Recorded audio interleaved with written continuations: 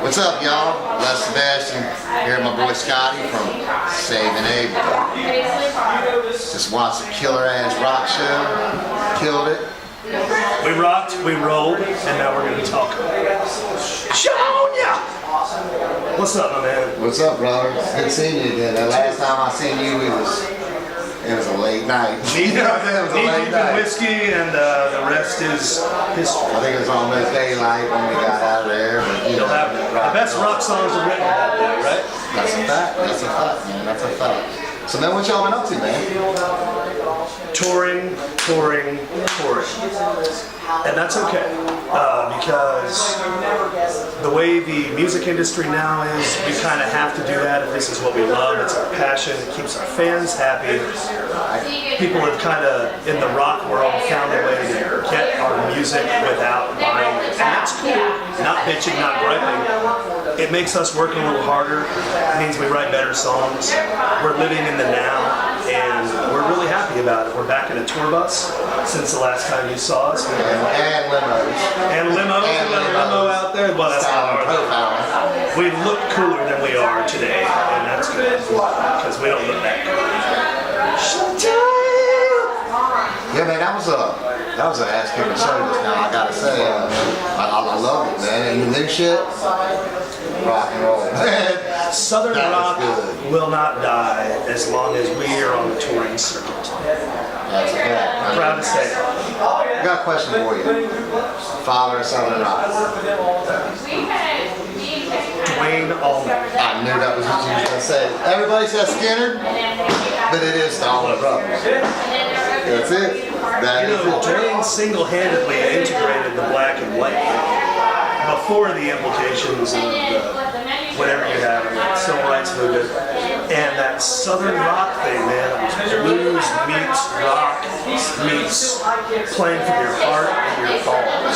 It's a whole new thing. I mean, it's not a new thing, but it's a whole thing to itself. But it's great that you can have modern rock with that kind of old soul style fused into it. Right. And that's what we're proud to call our style of music. I'm glad you picked up on that, my man. It's a dying art. It'll never die. It'll never die. Rock and roll never dies. Not with us around. Somebody once said that, you know what I'm saying? And young souls like you and I, my man, we'll keep it alive. Oh yeah. I see you coming back here to be in my arena here soon.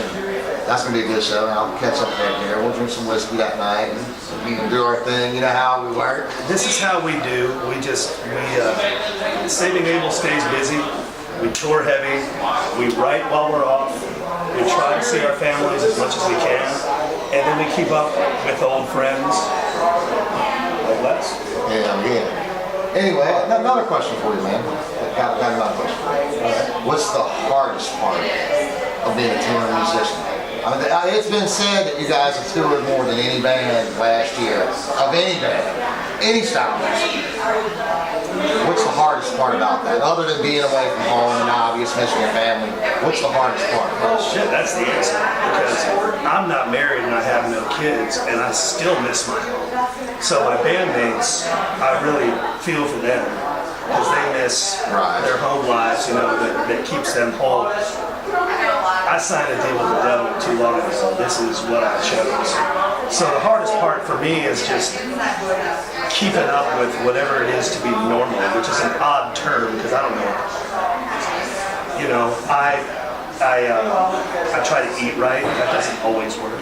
I try to exercise. That doesn't always work.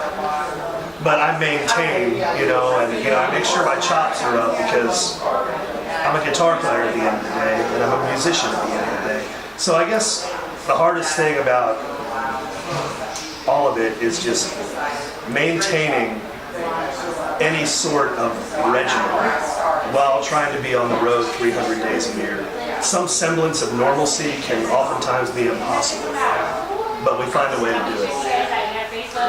How are you on the road with a group of guys that long in a year? And not just at each other's throats, just wanting to kick somebody's ass. You know what I'm saying? I know it's gotta happen every time. It happens. It happens. I know it's gotta happen. When it's time to go away, you gotta go away. That's when you go to your bunk. That's why it's better to have a bus than a van. if you get mad at somebody in the van, you got to sit behind them and stare at the back of their head for 8 hours. That's not healthy. If you can go to your bunk and kind of close your curtain and shut off from the world, that's a good thing. Like you're in a little 6x8 room. Yeah, you got your own little coffin. It's very uplifting. Right. And then, when you go to, you got to remember when you come off the bus, you're representing the band. So if you're having a horrible day, stay on the bus. Because you might be a horrible person outside. We're all human. Right. That's the trickiest part. I've dealt with that. And not just music, all aspects of life. You know what I'm saying? I mean, that's just kind of like the way it is, I guess. Well, we're in a public forum. We made it. When we revamped Saving Abel, we chose to be a band of the people that will always be around and interact with fans and do late night interviews, and no matter what state of mind we're in. I feel fantastic. And I got one more question for you. All right. I think I already know this answer. This ain't my first rodeo either. But of the 100,000 seat arenas, field parties, you know what I mean, or the little places like this, it's about 300-400 people, which do you prefer to play to? What's your favorite? What makes you feel it? You know what the oddest? All right, check this out. So when you're growing up, typically you're in your parents' basement or somebody's parents' basement that are gone, and you're up to no good, turning up your amps too loud, trying to figure out how to go from a G chord to a D chord together, and it might take you forever. But when you get it, it's like, oh, and it's like the gates open and you're in it, Right. And then you dream about being in front of hundreds of thousands of people. Once you've gone there, the ironic part is if you go back to playing in front of 200 people, it's more endearing the second time around. Right. That makes sense. It's the heart. I do know exactly what you're saying. So when you've got those big festivals, it's amazing to, like when you have a song like Addicted, where everybody knows every lyric. Right. If you see 40,000 people singing along with you, it's kind of like transcendent. Like, everybody knows the lyrics to the song. That's amazing. Right. But then when you get down to the smaller clubs and you can see the gleam in their eye, and the drool and the sweat and the rock and the roll and the essence, that's cool too.